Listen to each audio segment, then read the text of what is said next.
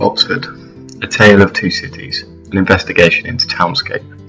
This video seeks to determine the different factors which create and determine sense of placehood in Oxford, in accordance with the ideas and parameters as set out in Gordon Cullen's A Concise Townscape, a wide-ranging and far-reaching piece of work which has been used the world over by urban designers in their quest for what it is exactly that provides a sense of place in our towns and our cities.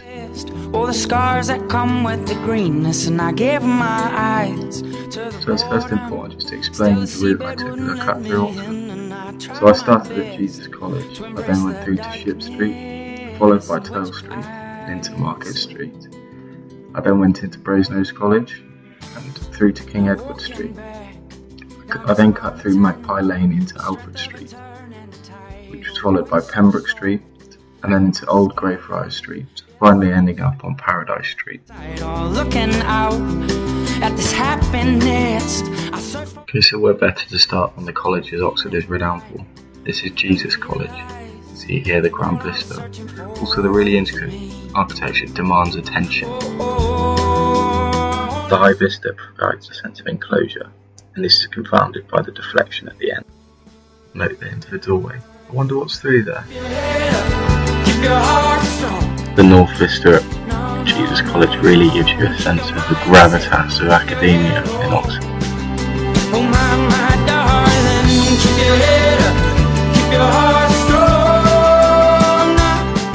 Here we see a hint of some captured space, and this is really indicative of Oxford. There's lots of places you can see, but cannot go. Note the juxtaposition of the architecture in Ship Street. It not only looks like a crossroads, but it feels like one too. This is the archway that we just saw previously at Jesus College. There's a definite sense of here-ness and there-ness, and this is something that Gordon Cullen talks about at length in his book A Concise Townscape. Towards the corner of Turl Street, it looks fairly narrow, which means a sudden open space is all the more dramatic as the view unfolds, and the deflection of the vista draws your eye down the street. As you walk down Turl Street, you're met with a beautiful sight, the Bridge of Sighs. Again, there's a sense of here-ness and there-ness. The bridge itself, the architecture is really ornate, it's really beautiful, you're drawn to it, you want to walk underneath it.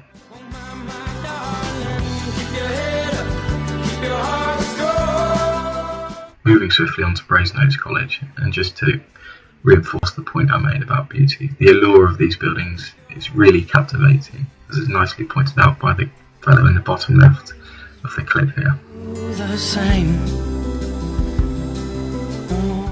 As we leave the enclosure of Brasenose College, a sense of drama is created as we're suddenly met with a wide open space on the shopping area of Broad Street.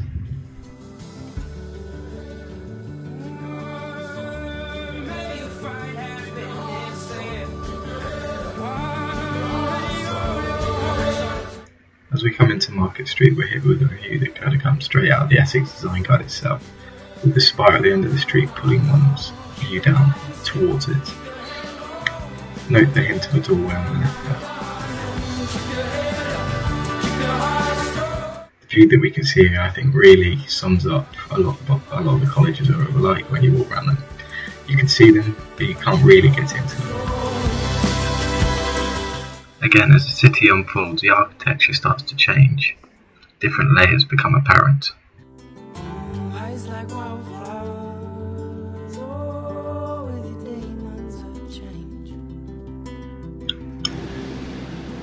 Again, in this view, we have a sense of here-ness, the enclosed space, and there-ness with an open space in the background.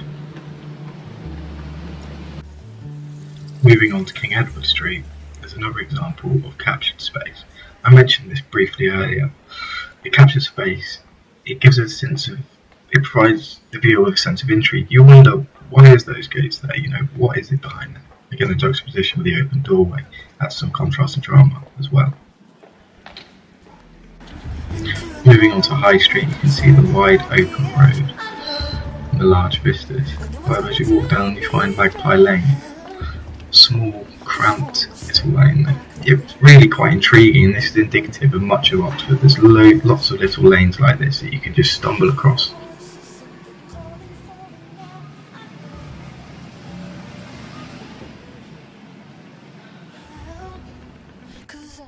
The next place on our journey is the Covered Market in central Oxford.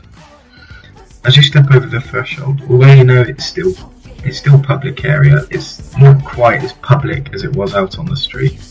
There's a bit of a contrast there. There's more of an intimate feel.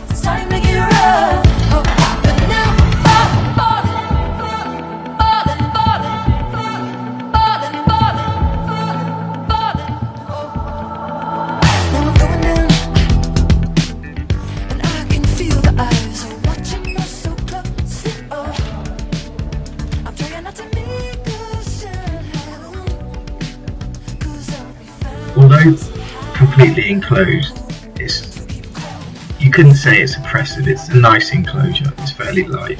It's more cosy than, I would say, claustrophobic.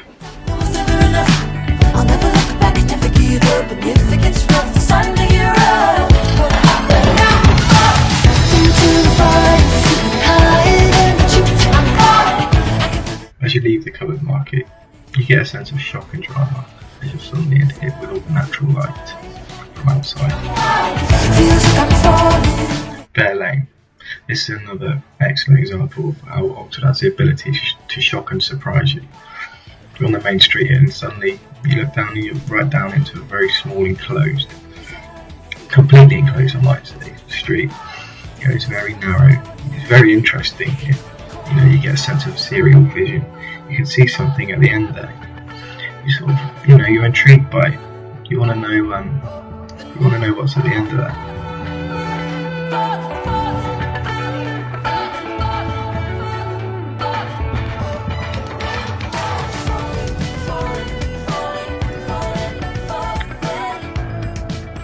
So the first thing that hits you as you come out of this narrow alley is a shock.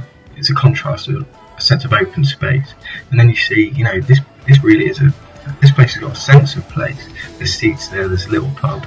It's really somewhere to have perhaps a drink. This is Pembroke Street. First thing that hits you is a surprise. You know, you're not expecting to see a pedestrian footbridge across there. You know, especially one that looks so modern as well, in contrast to the wall that it's built on top of. I mean, the wall looks medieval, and the bridge itself looks maybe it was built 5-10 years ago. Carry on with that theme of contrast. It's now time to see the other side of Oxford, the side that tourists don't see. So this is Old Greyfriars Street. You see it's enclosed, but it's enclosed and oppressive. It's enclosed not in a good way. As we walk up here, this is exactly the type of buildings that Gordon Cullen was actually campaigning against in his book, A Concise Townscape. It was these kinds of buildings that him and his partners, you know, really wanted to try to stop being built. And you see here, we're looking up here, it's fairly threatening. Imagine walking up here at night, you know, especially. It's very, I would say, it's actually quite claustrophobic.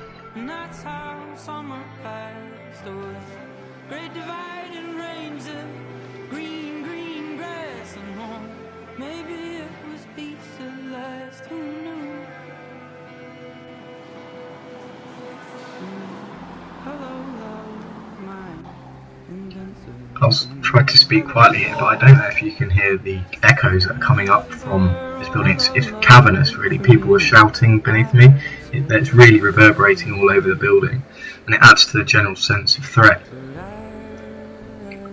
So moving out onto Paradise Street, and again you can see it doesn't really get that much better. The architecture is modern, but with a brutal undertone, I would say.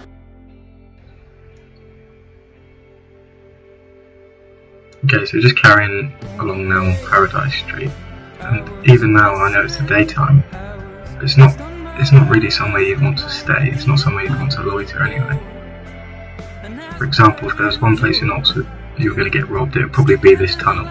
So obviously you've got the here-ness and the there-ness that brings you through the tunnel. Again, an example of the modern and fairly angular and quite brutal architecture that this area is quite well known for.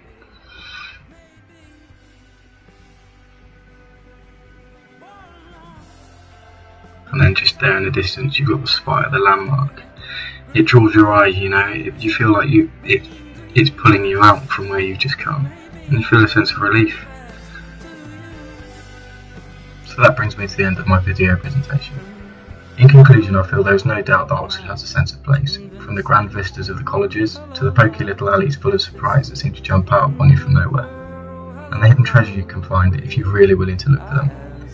There is of course the other side of Oxford, and this is equally important to learn from in terms of how not to approach townscape and design, with its cold, distant and threatening aura, which gives it a sense of place for the wrong reasons.